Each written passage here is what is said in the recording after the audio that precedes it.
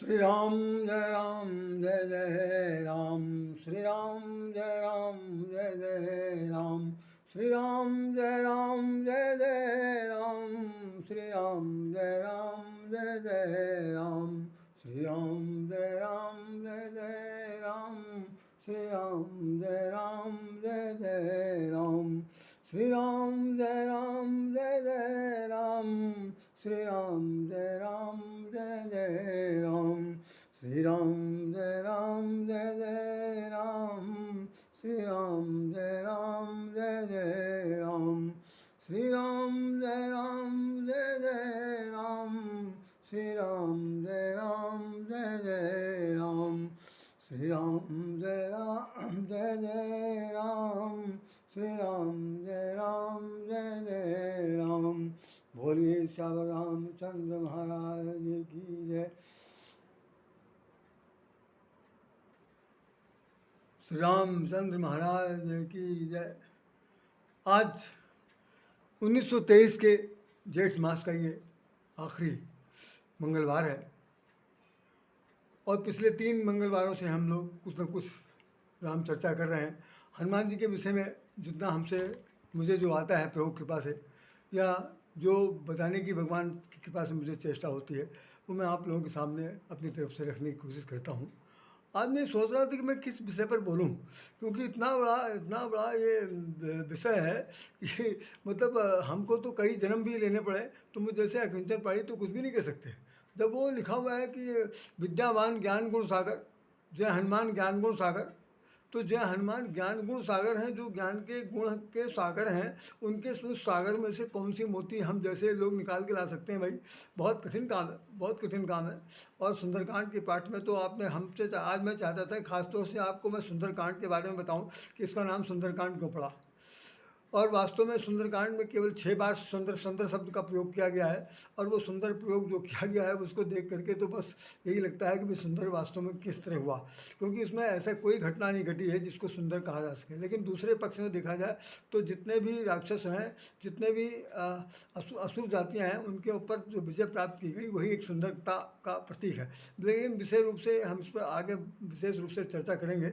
आज मेरे मन में एक भावना खासतौर से उत्पन्न हुई है जिसे मैं आपके सामने व्यक्त करना चाहता हूँ, और मैं चाहूँगा आप सब लोगों का इसमें आशीर्वाद मिले।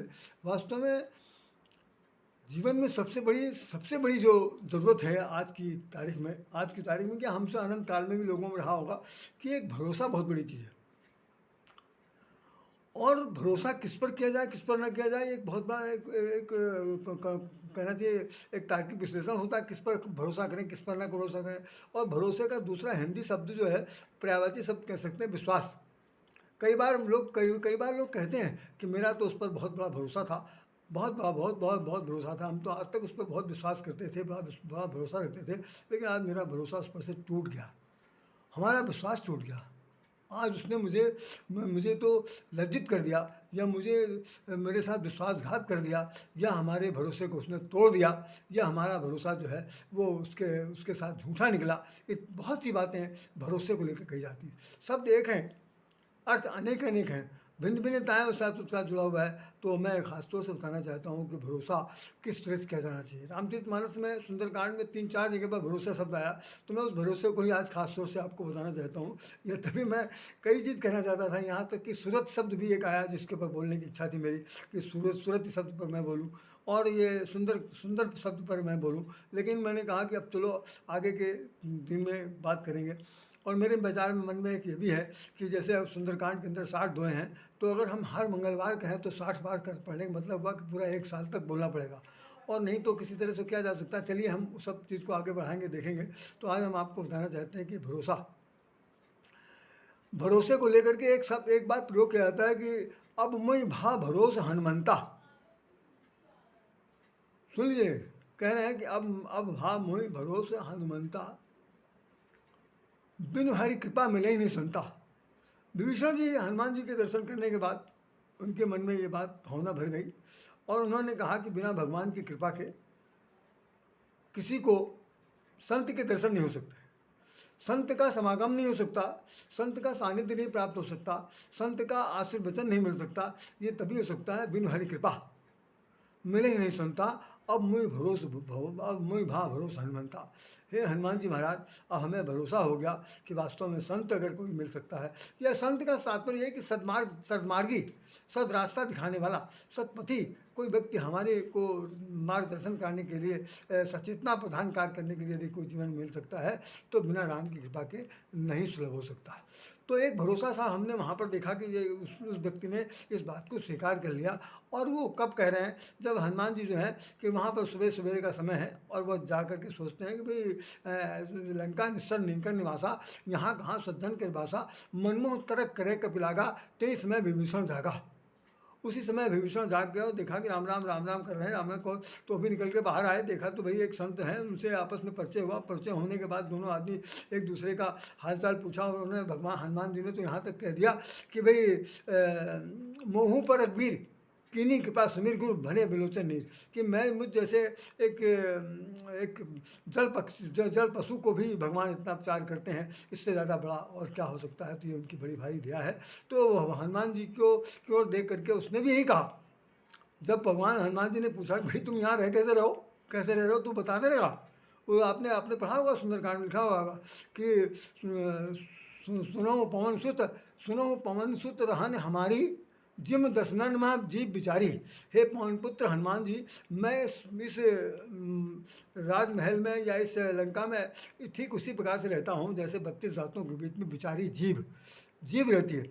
तो उसको तो कुछ करना नहीं। तो भगवान जैसे 32 दांत जो है, खाएंगे पिएंगे सब कुछ करेंगे, कूचेंगे काटेंगे छीलेंगे कुचलेंगे नोचेंगे, सब कुछ करेंगे, ये सब काम दांत का। तो दांत जो को रामचरितमानस में राक्षस कहा गया। तो राक्षसों के द्वारा जो कुछ भी कुचला खसला जाएगा और उसके बाद जो उनका स्वाद बना दिया जाएगा, उसका भोग कौन करेगी? बिचारी क्या जीव करेगी। तो कह रहे हैं हम भी बिचारे की तरह हैं, जब कभी चाहे दांत के नीचे फंस जाए तो तुरंत जीभ कट जाएगी और खून से लथपथ हो जाएंगे। लेकिन कभी कभी जीभ से भी, एक बार जीभ और उसके बीच में बहस हो गई, उसके दांत के बीच में। दांत ने कहा कि भाई मेरी बदौलत तुम खाती हो, श्रेष्ठ बातचीत करती हो। जीभ ने कहा कि अगर मैं अभी कुछ कह दूंगी तो तुम्हारी बत्तीसी बाहर आ जाएगी। उनका कैसे? कहें देखिए मैं बोल के दिखाती हूँ। और उसने तुरंत एक शब्द ऐसा बोल दिया जो सामने वाले को बहुत अप्रिय लगा। उसने एक घूंसा मारा और मुंह से दांत टूट गया, खून निकलने लगा। तो बेचारी अंदर बेचारी जो बनी हुई है वो कह रही, देखा हमारे एक प्रयास से तुम्हारे दांत टूट सकते हैं, इसलिए तुम हमसे लड़ने की कोशिश न करना। बेचारी भले ही हैं लेकिन हम हैं भक्तिन।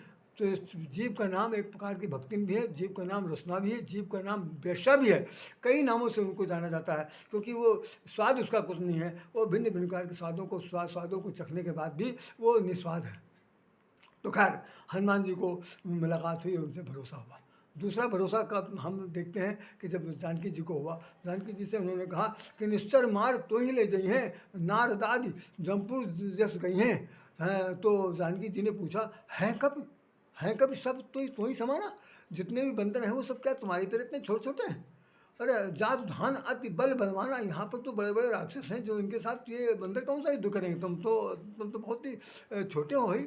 ऐसी स्थिति में तो मेरे ख्याल से बहुत मुश्किल है ऐसी लड़ाई लड़ना। तो क्या हुआ कि कनक भुद्राकार शरीरा, समर भयंकर अति बलवीरा, तो सीता मन भरोस तो भय। जानकी जी को भरोसा हो गया कि नहीं अब जो काम होने जा रहा, निश्चित रूप से ये बंदर वास्तव में बंदर नहीं है, ये तो कोई बहुत बड़े देवता के स्वरूप में आए हुए हैं। और ऐसे ही जब लोग अगर हनुमान जी जैसे होंगे तो निश्चित रूप से लड़ाई लड़ी जा सकती है और राक्षसों और सुर के बीच का युद्ध सामने आ सकता है। तो एक भरोसा उनको कब हुआ? पहले तो भरोसा था ही नहीं, और भरोसा न होने की वजह से उन्होंने ऐसी बात कही थी। अच्छा, मैं बात को अपने यहाँ थोड़ा सा विराम देते बता दूँ कि जो हमारा लेख है इसमें आप लोग देखिएगा, ये हमारे इसमें क्या नाम इसमें स्वतंत्र भारत में छपा था, और वो खासतौर से इसमें लिखा हुआ है कि संकट से हनुमान छुड़ाने। हनुमान जी जो है संकट से छुड़ाते हैं। ये रामचंद्र को क्या नाम चौपाई है जिसका हमने इस पर एक आर्टिकल लिखा था जिस प्रकाश में प्रकाशित हुआ। और मेरा नाम भी इसमें आप देखेंगे पढ़ेंगे, इसमें नाम भी लिखा हुआ है, राजश्याम राधे के द्वारा ये रचना लिखी गई। खैर, तो साहब सीता जी को भरोसा हो गया। और तो उसके बाद ये है कि हनुमान जी ने उनसे कहा कि मैं भूखा हूँ, मुझे खाने पीने की व्यवस्था करा दी, तो किया गया। और एक भरोसा हुआ, एक भरोसा वहाँ पर जब देखते हैं तो टूट जाता है। जिस वक्त हाँ भगवान ने उनसे कहा कि मैं 3 दिन बैठ करके यहाँ अनशन करूँगा समुद्र तट पर, तो लक्ष्मण जी ने क्या कहा? लक्ष्मण जी ने कहा कि भाई देव देव आलसी पुकारा। देवता ये लोग तो आलसी लोग ही पुकारते हैं कि उन पर लक्ष्मण न मंत्र न भावा, और उन्होंने कहा कि देवताओं पर क्या भरोसा किया जाए, देव देव पर कौन भरोसा, इस तरह की बात उन्होंने कही है।